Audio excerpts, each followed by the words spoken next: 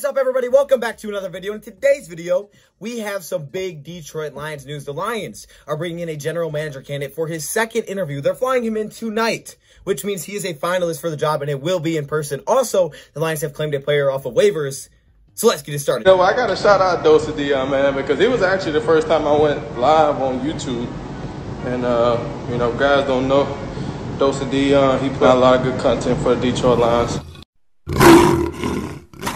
Welcome everybody to another video. Glad you guys are here, and we got some big Detroit Lions news. But I'm going to hold the suspense, even though the title and thumbnail tells you who we're talking about. I'm going to hold the suspense just a little bit and talk about some other things before we get into that GM candidate, okay? First off, I'm working on a mock draft. It is done. I just have to record the video, show the screen, make my picks, everything like that. So that video will be coming. Maybe not tonight because Michigan basketball plays tonight, so I'll be busy doing that. But maybe tomorrow. Either way, I do have all the picks done.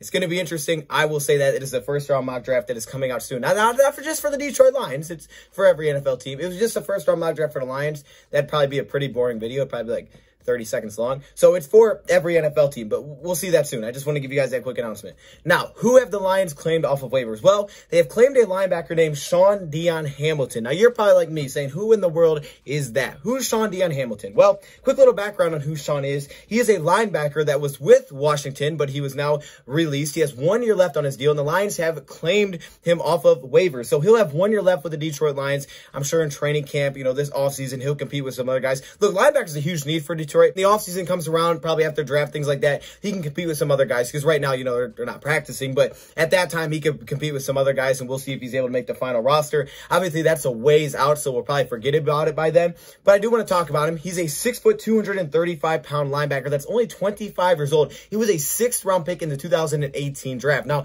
coming out of the draft, one of the biggest concerns was injuries. He had back-to-back knee injuries, which were scaring a lot of NFL teams. However, that hasn't seemed to be a major issue in the NFL, as he's only missed 2 games in 3 seasons for Washington, but he kind of fell out of rotation. Even though he showed some flashes in pass coverage, he kind of fell out of rotation in Washington. What he's known for is his versatility to play all the different linebacker positions, but also his smarts, his intelligence. So again, just a linebacker to compete. Probably in training camp, things like that, but I thought I would point it out. Also, Lions have completed their interviews with Ed Dodds and also Arthur Smith. Arthur Smith being the offensive coordinator for the Tennessee Titans, who I think if he was here, he could probably fit pretty well, at least on the offensive side of things, because the Lions, the way their personnel is built and how they've been building it recently, I think would fit pretty well with Arthur Smith. You know, when you look at what the Titans do offensively, all the play action, you know, opening up Ryan Tannehill, it's kind of what Darrell Bevell was going for a little bit, to be a run-first team with the play action. So I think the personnel we have here with an offensive line that I think is pretty solid. Maybe down the road, we got a pretty solid foundation going on there.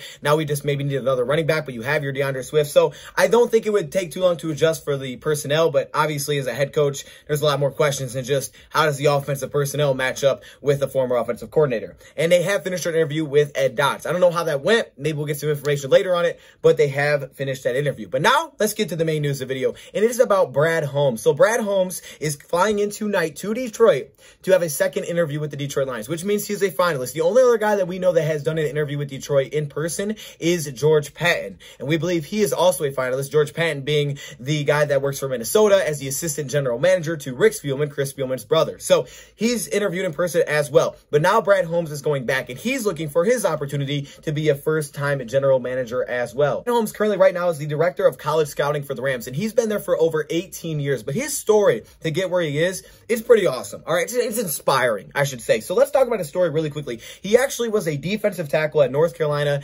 A&T, but he started with the Atlanta Hawks. Yeah, he started working with the Atlanta Hawks, but his ultimate dream was to go to the NFL. He wanted to be a scout. All right, he wanted to be a scout in the NFL. So to just get his foot in the door, he became an intern for the Rams. Just an intern for the Rams, and he started with his job with the Rams to basically be the guy to go fetch coffee, you know, pick up people from the airport, make copies, that was his job with the Rams. That's where he started. We see him, you know, watching film, crunching film, and apparently someone's like, hey man, this guy wants to be a scout. Talked to some higher up management with the Rams, and eventually he has basically worked his way up the totem pole to where he is now as the director of college scouting. So it's kind of cool how he got there, just got his foot in the door, was doing like kind of a, you know, basic errand job, right? Just doing everybody's errands, what they need him to do. Hey, go get me some coffee. Like he was doing that. And now he's the director of college scouting for the Rams. But he said his ultimate goal is to be a general manager. So he's still looking for his opportunity to be a general manager. And he potentially could get it with the Detroit Lions as they are bringing him back for a second interview. So obviously they are interested. Now it's difficult to look at like a resume here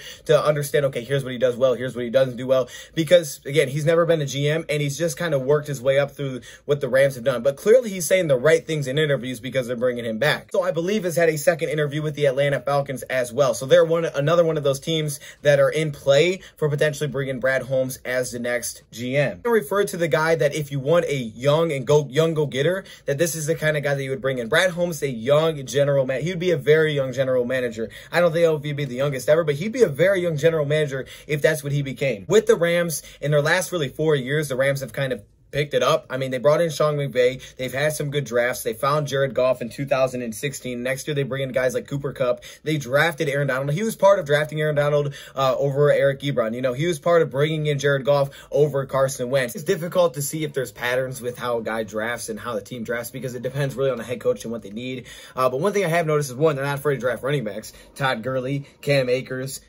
Kelly. They've taken some top running backs, that is for sure. I mean, I think, you know, Todd Gurley was like the 10th pick in the draft, so they've taken some top running backs, so don't be surprised if they go that route. They've taken a lot of offensive playmakers early, but then also D-line and offensive line, specifically offensive tackles, but defensive line and offensive playmakers, what we've seen a lot. And what's impressive about this is really in the last, 4 years, they haven't had a first-round pick, so it's been the ability to hit second, third-round picks because they have to hit those because those are their first picks. Those are the picks that continue to build this team because without it, it's going to be difficult to have anything sustained. So without first-round picks to do what they've been able to do is what's impressive is mid-round picks. And mid-round picks are hit and miss for a lot of guys. I mean, we talk about Kevin Colbert, I think, and he was like kind of hit and miss. He was kind of missing with his mid-round picks, but he was hitting on late ones.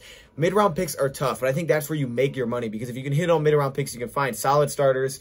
That's where you got to make your money, right? That's where it's got to happen, those mid-round picks. Word is that Brad Holmes has been running the Rams drafts for the last 8 years, or last 8 seasons, I should say. So I think that goes back to 2012, maybe 2011, maybe. I think it's 2012. And if you go back to 2012, even then you're starting to see the playmakers, right? Then you see the defensive linemen, but you got your Tavon Austins, obviously Greg Robinson. The next year, Aaron Donald, who they picked, you know, Aaron Donald at number 13. You see the Gurley, Jared Goff. So kind of, you know, what we talked about. But yeah, last 8 years, so he has a big impact. It's not like, hey, I haven't been in the draft room because I'm not the GM assistant. Like, no, he's running the drafts. I don't exactly know what that means. I'm sure he's not making the draft picks, but he may be a huge part in setting up draft boards, where players are, who they should target, things like that. So definitely a big responsibility he's playing when it comes to the draft. So his questions about, you know, finding a quarterback, I think Goff is a solid quarterback. But then in 2010, they drafted Sam Bradford. So, you know, there would definitely be some questions there. Would you have taken Goff over Wentz? I think it's turned out that Goff was probably better than Wentz, at least as of now. So maybe some questions about that, being that those were the top picks. But either way, definitely hitting on some mid-round picks recently. And we know in the last 4 years, like I said, with McVay, they've been pretty much a plus 500 team, but almost a playoff team every year. 3 out of the last 4 years, 10-6, 9-7, 13-3, and 11-5. They've been a very good team the last 4 years. Before that, kind of a mess. So he was a part of an organization that hired a Sean McVay, that drafted their quarterback. Reports are that he was the guy to make the huge push for Aaron Donald, that he loved Aaron Donald's talent. I mean, there were some questions about size, things like that, but he was making the push. They say banging his fist for Aaron Donald. They end up getting him, and obviously it worked out pretty well. He is all about his attention to detail. When you're with him, when he's scouting at games, it's how much detail. He doesn't just say, hey, look, that guy's fast, but it's so detailed, everything that he talks about when he's watching certain players. He has a really good eye for talent. He's went through 2 regime changes with the Rams. I mean, he's been there so long, and he's never been looked at as a guy that, hey, we got to go get rid of him, because he's been doing his job, head down doing his job, and working his way up. To go through 2 regime changes is tough. You know, people get fired left and right once the regime changes. So to be through that, to stick through that, and, you know, get to the next one, means that clearly he's doing his job at a high level, and people like him, they respect him. Brad Holmes is the nephew of Luther Bradley. Now, I kind of had this confused, but Luther Bradley basically played with the Detroit Lions back in 1978 to 81. So there's a family family tree member that played with the Detroit Lions, which also could potentially help him get in there. I also believe Luther Bradley still lives in Detroit, which could also be a connection. So he's flying over there to Detroit right now to do his second interview, and we'll see. You know, I mean, I don't know. This could again be another option for the Detroit Lions. Kind of the same boat of Ed Dodds, kind of the same boat as George Patton. The only thing is here, he's not the assistant general manager. He's instead just the director of college scouting. So you got to believe he's got a good eye for talent. He knows what he's looking for when it comes to draft time, and that's where he could be very beneficial. But there's not a lot of like straight up ties here. Really, there's no obvious ties when it's like, okay, well, who would he bring in as his head coach? There's not a lot of obvious ties here, but clearly he's saying the right things. The Lions like him. The Lions like his personality, is young, you being a young go-getter. They must like the personality, and that's something that they may be interested in bringing in. So I'll keep you updated to see what happens. I don't got a lot on him. I mean, that's kind of all that's there. I mean, I really don't know what else to talk about with him, but that's Brad Holmes, and he's going in for a second interview. So if you guys have anything to add, put it in the comment section below. And yeah, I guess we'll end this video here. And I will see you guys for the mock draft and hopefully the Michigan-Wisconsin game. Thank you all for watching, and I'm out.